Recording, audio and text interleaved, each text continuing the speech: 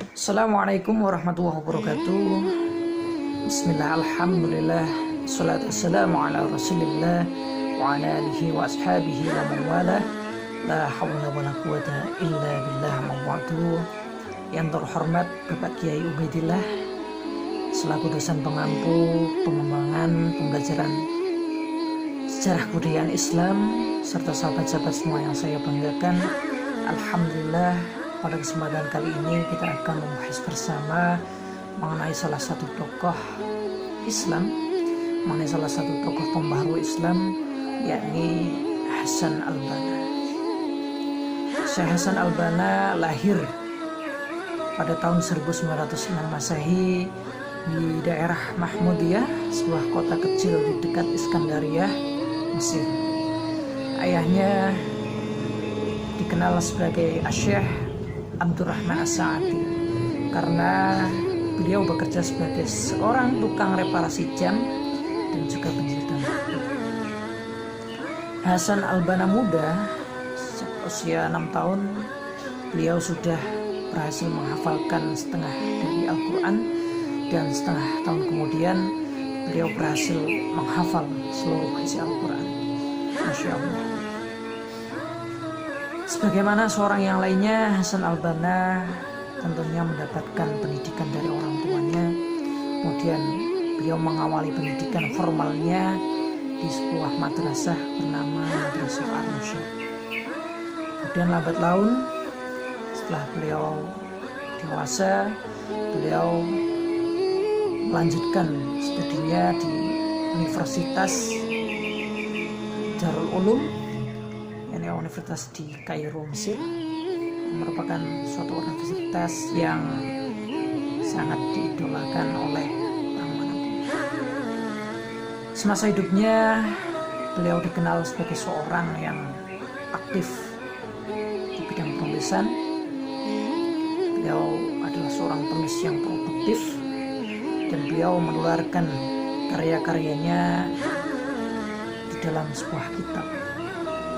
Di antara kitab-kitab yang diciptakan oleh beliau, yakni yang pertama adalah Allah fi al-Aqidah al-Islamiyah, kemudian yang kedua Indah al-Tulub, kemudian ada juga Risalah al-Aqaid dan juga lain-lain.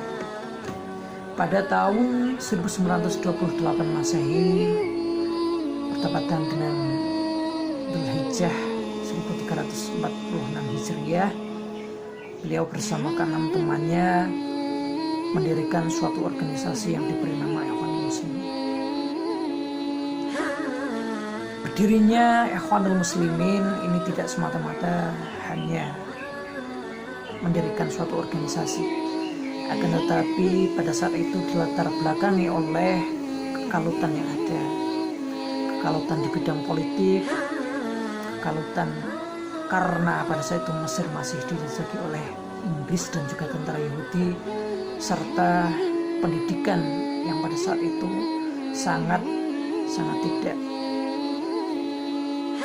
efisien dan efektif menurut Syekh Hasan al-Banna. Lambat laun Hasan al-Banna menjadi seorang mursyid am pertama, dan beliau menjabat mursyid am selama 20 tahun, yakni dari tahun 1928 hingga 1948. Di antara doktrin-doktrin yang beliau ajarkan kepada sahabat-sahabat Ikhwanul Muslimin, yakni yang pertama, Allah Subhanahu wa Ta'ala adalah tujuan kami, Rasulullah adalah tauladan kami, Al-Quran adalah undang-undang kami, jihad adalah perjuangan kami, dan syahid di jalan Allah adalah cita luhur kami. Dengan semangat yang membara, pada saat itu Hasan al-Banna bersama kelompok Ikhwanul Muslimin melakukan perlawanan terhadap penjajahan Inggris dan juga tentara Yahudi, di mana beliau selalu mengajarkan kepada sahabat-sahabatnya untuk tidak manut saja terhadap penjajahan Inggris.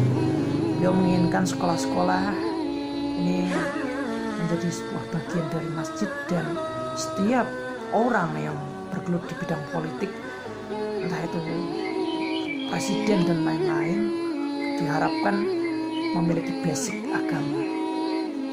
Oleh karenanya beliau sangat banyak dikagumi oleh orang-orang pada saat itu, dan beliau berhasil dengan organisasi Ikhwanul Muslimin mengumpulkan massa berjuta beribu-ribu umat yang kemudian ingin mempertahankan negaranya, ingin mempertahankan agamanya.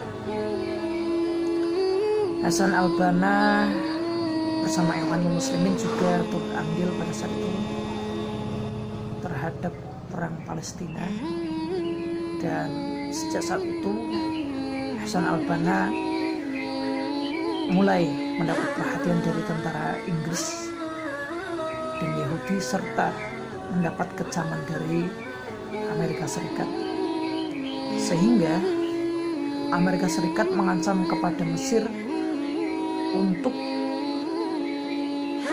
patuh terhadap mereka. Akhirnya dengan berbagai pertimbangan, pemerintah Mesir ini menangkap Hasan al-Banna dan menaruhnya di penjara. Tetapi harokah serta gerakan beliau untuk melawan penjajahan, untuk melawan kekalutan yang ada, ini menjadi semacam inspirasi bagi kita semua, dan semoga kita semua ini dapat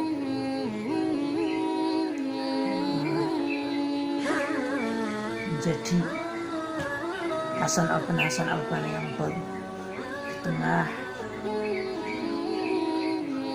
zaman yang modern seperti ini.